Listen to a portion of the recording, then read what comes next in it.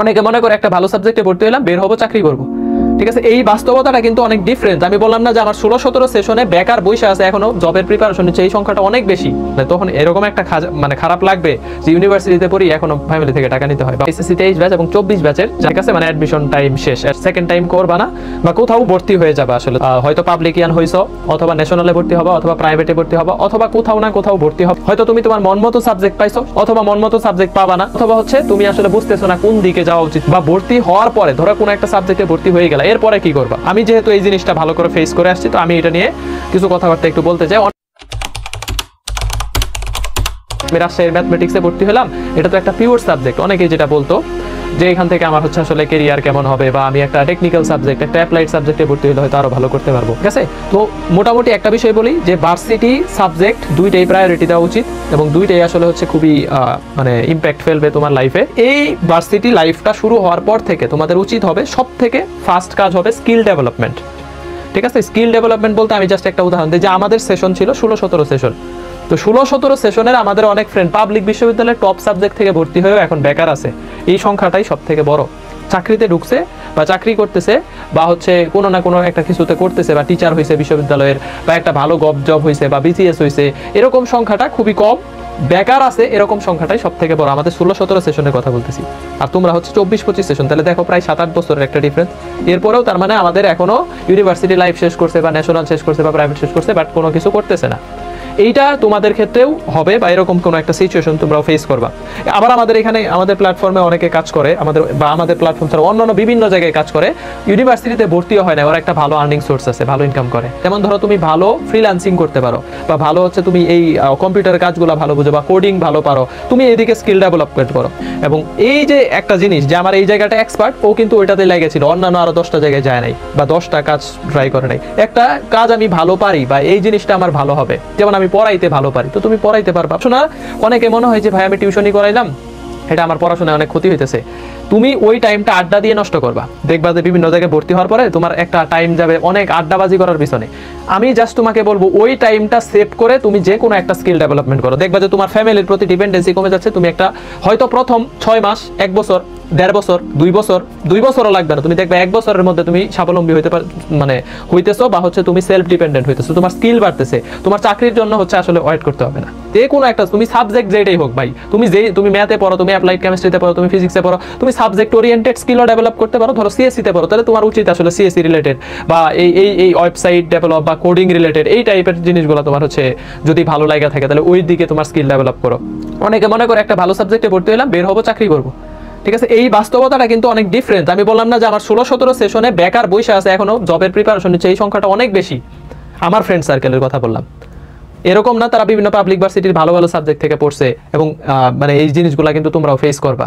এবং তুমি ধরো যে এই পুরো ইউনিভার্সিটি লাইফ তোমার ফ্যামিলির উপর ডিপেন্ড করে থাকলা, তো এখান থেকে যখন বের হবা তখনও দেখবা ডিপেন্ডেন্ট কর, মানে তখন এরকম একটা মানে খারাপ লাগবে যে ইউনিভার্সিটিতে পড়ি, এখনো ফ্যামিলি থেকে টাকা নিতে হয়, বা অনার্স লাইফে পড়ি, বা ন্যাশনালেই পড়ো না, যেখানে তোমার টিউশনই করতে হবে, ডাজন্ট ফ্যাক্ট। টিউশনই করে আসলে হচ্ছে স্কিল ডেভেলপ হয় না। টিউশনই করে হয়তো তুমি তোমার খরচ চালাইতে পারো 2-1টা। তোমার স্কিল ডেভেলপমেন্ট হচ্ছে ধরো তুমি পাশাপাশি কিছু একটা জিনিস মানে প্ল্যান রাখা। যেমন তুমি ধরো তোমার ফ্যামিলিতে জায়গা আছে বাড়িতে, তুমি একটা ফার্ম ডেভেলপ করো, চেষ্টা করো যে সময় দাও এক্সট্রা ভাবে ওইখানে। বা ধরো তুমি এই যে আমি যেটা বললাম যে এই কাজটা তুমি ভালো পারো, ওইটাতে আস্তে আস্তে স্কিল ডেভেলপ করো। দেখো এরকম অনেক স্টুডেন্ট আছে যারা সেকেন্ড ইয়ার, থার্ড ইয়ার থেকে পার্ট টাইমে ওই জায়গাগুলোতে জব করে।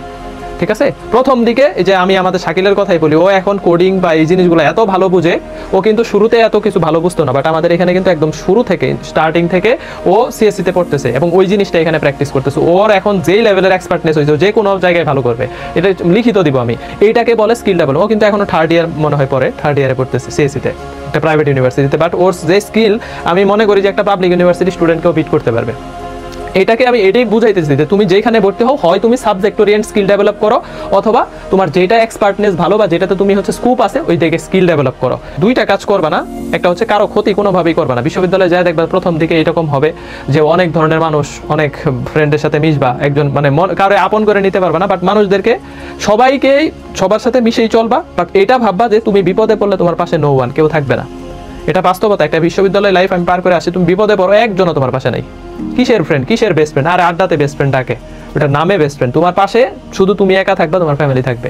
তো আমার মনে হয় যে তোমার চিন্তাটা থাকা উচিত, ভাই একটা ইউনিভার্সিটিতে গেছি, একটা টার্গেট হইতেছে, একটা ভালো সাবজেক্টে ভর্তি হয়েছে, বুং বাং ঘুরবো। দুইটা ছেলেদের মানে অনেকের এরকম হচ্ছে মানে ফ্যাসিনেশন থাকে যে আমার একটা সার্কেল থাকবে, বান্ধবী থাকবে, এদের নিয়ে ঘুরবো, 2-4টা প্রেম করবো। এটা হচ্ছে রঙিন দুনিয়া, এটা তোমার হচ্ছে কিছুদিন ভালো লাগবে। বাট একটা দায়িত্বশীল ছেলে শুরু থেকে একটা ইউনিভার্সিটি লাইফ স্টার্ট করার একদম স্টার্টিং পয়েন্ট থেকে সে রেসপন্সিবিলিটি নিতে শুরু করবে। তার লাইফ কিভাবে আসলে গুছানো যায়, কিভাবে স্কিল ডেভেলপ করা যায়, কিভাবে সেলফ ডিপেন্ডেন্ট লাইফ লিড করা যায়। সেলফ ডিপেন্ডেন্ট হইতে গেলে এগুলো তোমাকে ত্যাগ স্বীকার করতে হবে। তাই কেন, মানে ওই টাইমটা আমি সেভ করে আমি মানে আমার জায়গায় কাজ দেয়, আমার প্রতিষ্ঠানে সময় দিই, আমি যে কোনো জায়গায় হচ্ছে আমার এটা হচ্ছে আমার আউটপুট আসবে, বেনিফিট আসবে।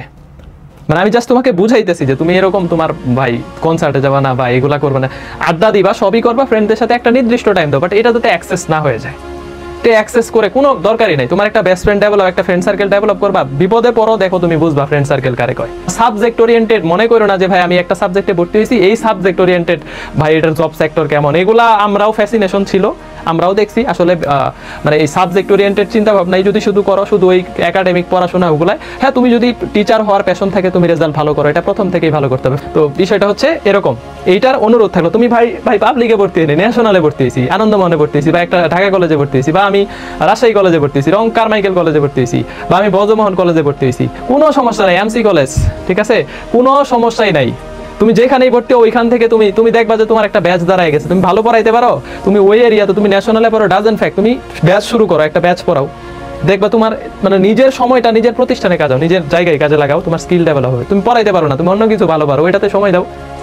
আমার এক ফ্রেন্ড, আমি বললাম না এর আগে এক ভিডিওতে বলছি, ফ্রিল্যান্সিং করে ও হচ্ছে কয়েক লক্ষ টাকা মাসে ইনকাম করে ফ্রিল্যান্সিং করে, ও এটা ভালো পারে, ওটা একদম লাইগা ছিল ওর, এরকম নর্মাল ভাঙা ল্যাপটপ দিয়ে মোটামুটি চলে, বা অত ভালো না, ওইটা দিয়ে কাজ করছে, লাইগা ছিল। ডেডিকেশন লাগবে, সাবজেক্ট ওরিয়েন্টেড চিন্তা ভাবনা করা ভালো। যদি টিচার হওয়ার ইচ্ছা থাকে ওইভাবে রেজাল্ট ডেভেলপ করবা। প্লাস আমি যেটা বললাম, বাংলাদেশের প্রেক্ষিতে তোমার সাবজেক্ট ওরিয়েন্টেড জব আসলে খুব কম মানুষই করে। আর সাবজেক্ট ওরিয়েন্টেড জব করলেও তুমি এরকম না যে অন্যদিকে স্কিল ডেভেলপ করা যাবে না, অন্যদিকে স্কিল থাকলে সুবিধা কি, এটা প্লাস পয়েন্ট, তোমাকে একটা সাপোর্ট দিবে, তোমার বের হয়ে বেকার বসে থাকতে হবে না। যেখানেই পড়ো স্কিল ডেভেলপ করো শুরু থেকে, এবং কোনো সময় নষ্ট করার দরকার নেই যে মেয়েদের পিছনে ঘোরা বা এরকম প্রেম টেম করা, মেয়ে ছেলে উভয়ের জন্যই বলতেছি, বা হচ্ছে তোমার এইগুলা এই আড্ডাবাজি করে অনেক টাইম নষ্ট করা, বুং বাং লাইফ, মানে কোনো রেসপন্সিবিলিটি ছাড়া লাইফ, এগুলা দেখবা যে হচ্ছে এক সময় তুমি মানে সাফার করবা। আর যেই ছেলেটার রেসপন্সিবিলিটি আছে, দায়িত্ব আছে, দেখবো ও শুরু থেকেই একটা কোনো না কোনো একটা কিছু ভালো করতেছে। একটা ভিডিওগ্রাফি ভালো করে, দেখো তুমি ওই ক্যামেরা দিয়ে একদিন বড় ভিডিওগ্রাফার হয়ে যাবে, কিছু বিয়ের অনুষ্ঠান প্রোগ্রাম শুট করবো, আর একটা ভালো আর্নিং আসবে। কেউ আমাদের অনেক স্টুডেন্ট আছে যারা নার্সারি বিজনেস করতো, নার্সারি একদম ছোট ছোট টবে গাছ বিক্রি করে ভালো ইনকাম আসছে। মানে শখ প্লাস তুমি ভালো মানে ম্যানেজমেন্ট করতে পারবা, ভালো স্কিল আছে, তোমার সুযোগ আছে, এই জিনিসগুলো তোমরা স্টার্ট করতে পারো। ভাই আমরা হলে থাইকা একটা ভার্সিটিতে থাইকা কিভাবে কি করব, হলে থাইকা অনেক কিছু করা যায়, অনেক কিছু ম্যানেজমেন্ট করা যায়, অনেক কিছু মানে তুমি চাইলে আসলে করতে পারবা। যেই দিকে ভালো মনে হয় ওই দিকে তুমি হচ্ছে সময় দাও। আমার মানে সৎ পরামর্শ থাকলো, সেকেন্ড, কারো কোনো ক্ষতি করো না, আর উপকারে মানে কারো উপকার পাওয়ার আশাও করো না, বিপদে পড়বে কারো উপকার পাবা এটা আশা করো না। নিজের লাইফ নিজে সময় দাও, নিজে ওইটুকু। আমি এই সময়গুলো নষ্ট করছি, কিন্তু আমি মানে ফার্স্ট ইয়ারের লাস্ট দিক থেকে একদম ডেডিকেটেড ছিলাম যে আমি কিছু একটা করব, আমি পড়াবো, মানে ফার্স্ট ইয়ার লাস্ট দিক থেকে আর কোনো সময় নষ্ট করিনি। ফার্স্ট ইয়ারের কিছু সময় আমি নষ্ট করছি, বা রাজশাহী বিশ্ববিদ্যালয়ে থাকতে এরকম টিউশনই করছি, বাট তারপরেও আমার ভালোই সময়। এই সময়গুলো যদি আমার মনে হয় যে আরো কাজে লাগাতে পারতাম, হয়তো আল্লাহ তাআলা হয়তো মানে আরো ভালো করতো। মানে একটা সময়ের বরকত অনেক বড় জিনিস, সময় যদি চলে যায় পারবা না, ঠিক আছে? তো সময় এইটা তোমরা কাজে লাগাইতে পারলে, দেখ আমি আমার আশেপাশের সারাউন্ডিংসে আমি দেখাইতে পারবো আমার এই ইন্টারমিডিয়েট বা কেবল হচ্ছে ফার্স্ট ইয়ার সেকেন্ড ইয়ারে পড়তেছে অনার্সে, এরা মানে খুব ভালো ভালো অবস্থানে আছে, খুবই ভালো, সেলফ ডিপেন্ডেন্ট, ঠিক আছে, খুবই ভালো অবস্থানে আছে, পুরা ফ্যামিলি সাপোর্ট দিতেছে। এরকম অনেকে আছে যারা ইন্টারমিডিয়েট সেকেন্ড ইয়ারে পড়ে, বা হচ্ছে কেবল মাত্র ভর্তি হইতেছে ফার্স্ট ইয়ারে, এরা খুব ভালো করতেছে। এদের মানে দেখবে যে মানে ইয়ং জেনারেশনের ব্রেইন অন্য লেভেলের। এই ভিডিওটা শুধু তোমাদের জন্য করলাম যে তোমরা যাতে এই সময়গুলো নষ্ট করো না, অন্য পথে যাও না, আর অনেস্ট থাকো। ভাই যাই করো জীবনে, তুমি মনে করতে পারো ভাই আমি অন্যায় করে মিথ্যা পাতে বইলে এগুলা বলে অনেক টাকা পয়সা এগুলা থাকবে না, টিকবে না, কোনো না কোনো ভাবে চলে যাবে। হয়তো তোমার একটা বড় অসুখ হয়ে যাবে, দেখবা ওটার পিছনে 2 কোটি টাকা লাগে যাইতেছে। অনেক টাকা জীবনে দরকার নেই, সুখী থাকতে অল্প বাট অনেস্ট হালাল, ঠিক আছে? কারো ক্ষতি কইরা মানে মানসিক শান্তি পাবা না, এটাও কইরো না। জাস্ট নিজের জায়গায় সময় দাও, ফ্যামিলিকে প্রায়োরিটি দাও, first priority will be family. এটা যদি করতে পারো দেখবা ভালো থাকবা।